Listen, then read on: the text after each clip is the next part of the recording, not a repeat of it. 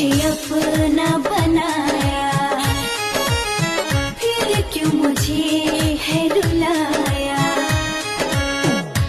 बस तेरी जगहसाई से डरती हूँ मैं, बस तेरी जगहसाई से डरती हूँ मैं, क्योंकि तुमसे बहुत प्यार करती हूँ मैं। तुमने तो वादे किए थे साथ जीने मरने की, आज भी तेरे लिए सजती संवरती हूँ मैं, सजती संवरती हूँ मैं। हाँ, मैंने तुझे अपना